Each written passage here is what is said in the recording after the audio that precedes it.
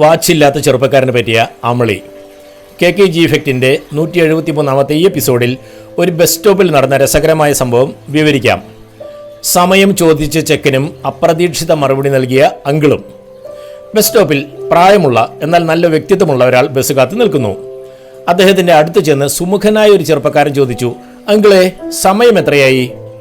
ചെറുപ്പക്കാരനെ അടിമുടി നോക്കിയ ശേഷം വൃദ്ധൻ പറഞ്ഞു തുടങ്ങി, മോനെ, നീ വളരെ സുമുഖനും ഊർജ്ജസ്വലനുമാണ്. ഇതുവരെ കണ്ടിട്ട് പോലുമില്ലാത്ത എൻ്റെ അടുത്ത് വന്ന് സമയം ചോദിച്ചതിലെ നിന്റെ മിടുക്ക് ഞാൻ മനസ്സിലാക്കുന്നു. ഞാൻ സമയം പറഞ്ഞാൽ അതൊരു സൗഹൃദത്തിന് തുടക്കമാകും. എൻ്റെ വീട് നീ മനസ്സിലാക്കും. മിടുക്കനായതിനാൽ വലിയ താമസമില്ലാതെ നീ അവിടെ എത്തും. ഹൃദ്യമായ സംസാരം കൊണ്ട് വീട്ടിലെ എല്ലാവരെയും വശത്താക്കാൻ നിനക്ക് പറ്റുമെന്നതിൽ ഒരു സംശയവും വേണ്ട. അതിലെൻ്റെ ചെറുമകളും പെടും. നിങ്ങൾ പിരിയാൻ പറ്റാത്ത രീതിയിൽ അടുക്കും. ഒടുവിൽ നിങ്ങളുടെ കല്യാണം നടത്തി തരേണ്ടത് എൻ്റെ ബാധ്യതയായി മാറും. സ്വന്തമായി ഒരു വാച്ച് പോലും വാങ്ങാൻ ഗതിയില്ലാത്ത ഒരാളെ കൊണ്ട് എൻ്റെ ചെറുമകളെ വിവാഹം കഴിപ്പിക്കാൻ എനിക്ക് ഇഷ്ടമല്ല.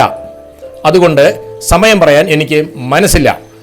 സുഹൃത്തുക്കളെ, ഇതൊരു തമാശക്കഥയായി കേൾക്കാമെങ്കിലും വലിയൊരു ജീവിത പാഠം ഇതിൽ ഒളിഞ്ഞിരിപ്പില്ലേ?